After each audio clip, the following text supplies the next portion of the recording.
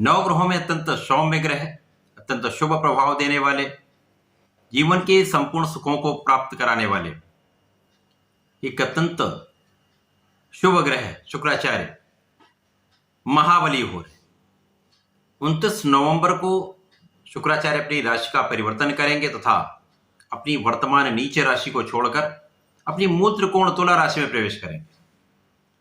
अब जब भी कोई ग्रह स्वराशि का हो जाता है तो उसका बल बढ़ जाता है, परंतु जब ये अपनी मूल त्रिकोण हो जाता है तो उसके बल में अत्यंत वृद्धि हो जाती है, कई सौ गुना प्रभाव बढ़ जाता है, सामर्थ्य में वृद्धि हो जाती है, क्षमता बढ़ जाती है।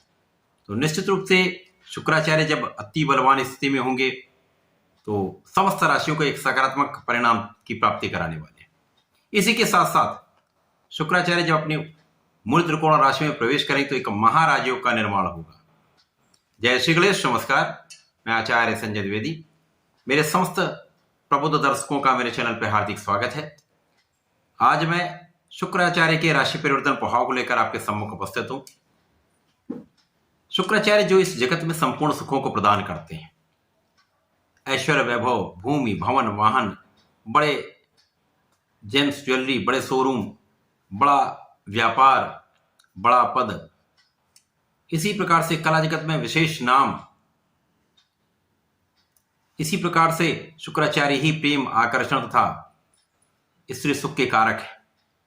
पुरुषों के लिए विशेषतया ये संतान सुख देने वाले होते हैं। तो निश्चित रूप से शुक्राचार्य का परिवर्तन सदा ही अत्यंत महत्वपूर्ण होता है, समस्त सुखों की प्राप्ति कराता है। यदि ये एक अनुकूल अवस्था में आ जाए तो जीवन के संपूर्ण सुख प्रदान कर देते हैं।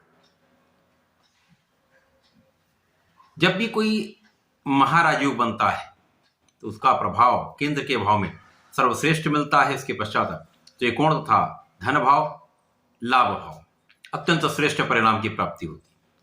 परंतु जब ये बड़े से बड़ा राजयोग त्रिक भाव में बन जाए अथवा दूषित हो जाए तो वो उतना अच्छा परिणाम प्राप्त नहीं करा पाता, उसके क्षमता में कमी आ जाती है, तो उपयुक्त लाभ नहीं मिल पाता।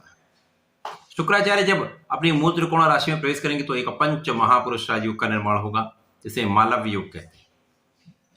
मालव्य योग यदि किसी जातक की कुंडली में है, एक अच्छी अवस्था में है, अच्छे भाव में है, तो जीवन में समस्त सुखों की प्राप्ति होती है। धन, वैभव, सुख, संपदा, बड़े वाहन, परिवार का सुख, संतान का सुख, समस्त सुखों की प्राप्ति होती है। व्यक्ति अत्यंत समृद्धिवान होता है, साथ ही साथ उसका अपना एक आकर्षण भी होता है। तो निश्चित रूप से ये शुक्राचार्य का परिवर्तन जो एक महाराजयोग के साथ होने जा रहा है अत्यंत महत्वपूर्ण है, समस्त राशियों को प्रभावित करने वाला है।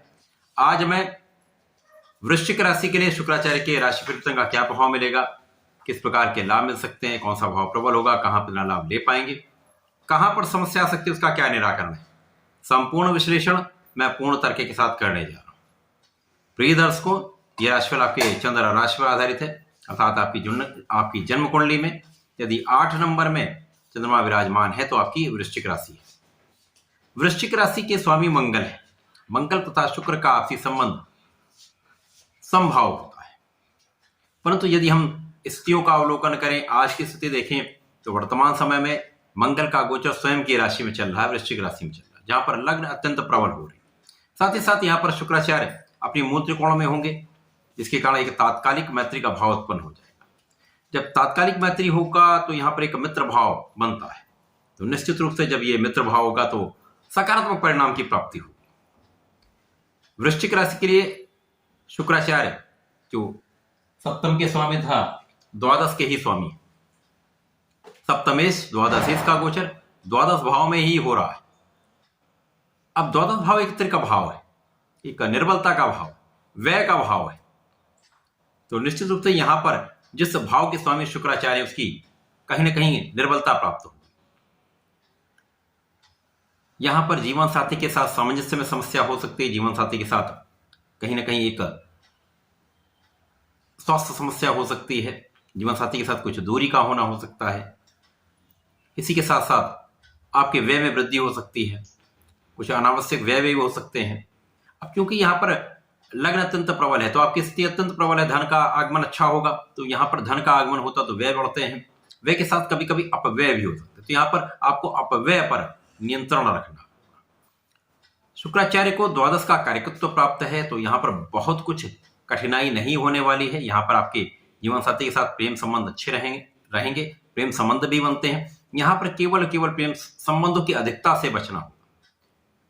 अपने मन पर, अपने चरित्र पर पूर्ण रूप से नियंत्रण रखना होगा। भोग विलास की यहाँ पर जो टेंडेंसी है वो बढ़ जाती है। भोग विलास की अधिकता से स्वास्थ्य समस्याएं होने का डर होता है। यहाँ पर कुछ विवाद भी हो सकते हैं। इसी के साथ साथ किसी स्त्री के कारण कहीं न कहीं से एक अपयश का योग भी बनता है। परंतु द्वादश के शुक्र का परिणाम निश्चित रूप से आपके प्रभाव में वृद्धि करने वाला होता है, आपके ऐश्वर्य वैभव में वृद्धि करने वाला होता है, धन बढ़ाने वाला होता है। साथ ही साथ यहाँ पर आपकी क्षमताओं में, आपके कार्यक्षेत्र में प्रगति कराने वाला होता है। सावधानी अत्यंत आवश्यक होती है। द्वादश के शुक्र का परिणाम कहीं न कहीं से आपके मित्रों के भाव से आपको कष्ट की संभावना दिखाता है। जो आपके स्वार्थी मित्र हैं उनके कारण कुछ विवाद की संभावना दिखती है, जिसके कारण कुछ ना कुछ आपका अपव्यय हो सकता है। यहाँ पर आपको सावधानी रखनी होगी। साथ ही साथ पार्टनरशिप में यदि विदेश से संबंधित होकर कार्य कर रहे हैं, विदेश में रहकर कार्य कर रहे हैं, विदेश सेवाओं में हैं, तो यहाँ पर एक अच्छा आपको लाभ प्राप्त होगा। वैसे आपको यदि साझेदारी में काम करें तो बहुत संयमित होकर, बहुत सोच विचार कर निर्णय लेने होंगे। वृश्चिक राशि के लिए शुक्राचार्य का यह परिवर्तन बहुत अच्छा परिणाम देने वाला नहीं है, सावधानी रखनी होगी। वृश्चिक राशि के जातकों को नियमित रूप से भगवान श्री शंकर मोचन की शरण में रहकर हनुमानाष्टक का पाठ करना चाहिए। प्रत्येक बुधवार को संकरनाशन श्री गणेश श्रोतम का पाठ अवश्य करना चाहिए। इससे आपके मन का भटकाव रुक जाएगा, आप में आपकी क्षमता की वृद्धि हो जाएगी, तो आपका आत्मबल अत्यंत प्रबल होगा, आप संकटों से बच जाएंगे। तो ऐसा करके इसका लाभ लें। धन्यवाद, नमस्कार।